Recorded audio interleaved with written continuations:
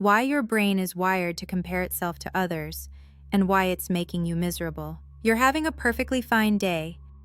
Then you open your phone, see someone's holiday, someone's promotion, someone's life, and within about 30 seconds, you feel quietly worse about your own. You didn't choose to feel that way. You weren't even looking for it. It just happened. This is not a social media problem. Social media is just the most recent delivery mechanism for something your brain has been doing for hundreds of thousands of years. And once you understand why, the comparison trap becomes a lot harder to fall into. Where it comes from. In 1954, psychologist Leon Festinger proposed what became one of the most replicated ideas in social psychology, social comparison theory. His argument was straightforward. Human beings have a fundamental drive to evaluate their own opinions, abilities, and standing, and in the absence of objective measures, we do it by comparing ourselves to other people. Not because we're insecure or competitive by nature, because for most of human history, knowing where you stood relative to others was genuinely important survival information. Your social position affected your access to resources, mates, protection, and alliances. Falling too far behind the group had real consequences. The brain that stayed acutely sensitive to social standing was the brain that survived. And that brain is the one generating your feelings right now when you look at someone else's life. The problem, as with the negativity bias and the dopamine system, is that the environment has changed beyond recognition while the hardware has not. You are running a social positioning system calibrated for a tribe of 150 people, and feeding it an infinite stream of curated highlights from millions of strangers at the peak of their best moments. Upward comparison and what it does. Festinger identified two directions comparison can go. Upward comparison is when you measure yourself against someone who appears to be doing better, more successful, more attractive, more accomplished, further ahead. This tends to produce one of two responses: inspiration, if you believe you could realistically close the gap, or deflation, if you don't. In controlled environments, a workplace, a peer group, a specific field, upward comparison can be a genuine motivator. The issue with social media is that it eliminates the controlled environment entirely. You are now comparing yourself not to people in your realistic peer group, but to a carefully selected global highlight reel, the most photogenic holiday, the most impressive career milestone, the most aesthetically pleasing version of domestic life. The gap between your ordinary Tuesday and someone else's extraordinary moment is not a meaningful signal, but your brain treats it as one. Downward comparison, measuring yourself against someone doing worse, tends to produce a short-term boost in mood.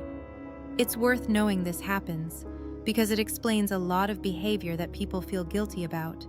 The quiet relief at a colleague's failure, the comfort taken from someone else's misfortune.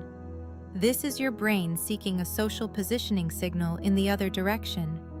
It isn't admirable, but it is entirely normal.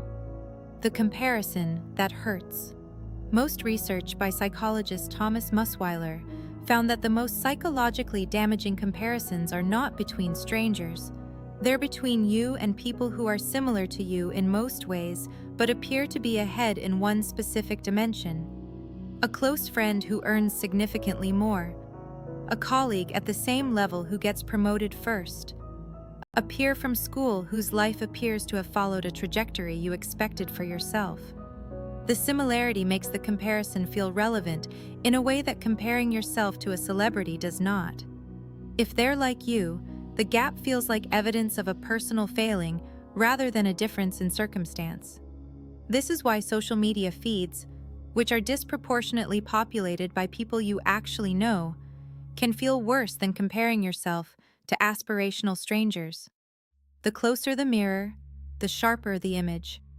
What actually interrupts the pattern? The goal is not to stop comparing entirely. That is neurologically impossible. The goal is to redirect the comparison towards something more useful. Research supports what's sometimes called temporal self-comparison. Comparing your current self to your past self rather than to other people.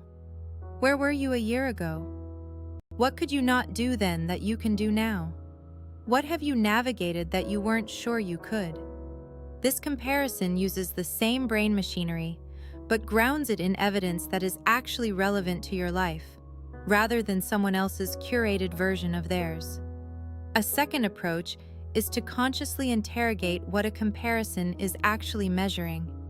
When you see someone's success and feel diminished by it, ask what specifically you're measuring yourself against, and whether that dimension is genuinely something you value or something you've absorbed from external expectations.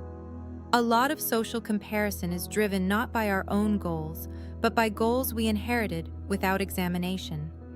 Finally, the research on gratitude, which has been somewhat undermined by its association with surface-level positivity culture, shows a consistent and robust effect when applied specifically to social comparison. People who actively enumerate what is good in their current lives are significantly less vulnerable to upward comparison deflation. Not because positive thinking cancels out negative feeling, but because it reorients the reference point from what you lack to what you have. Comparison is not a flaw in your character. It is a feature of your neurology, one that was useful for a very long time in a very different world. The question is not whether your brain will compare. It will. The question is whether you choose the reference point or let the algorithm choose it for you. Subscribe if you want to keep going deeper on this, because next time, we're looking at why your brain resists change even when you desperately want it, and why willpower alone almost never works. See you then.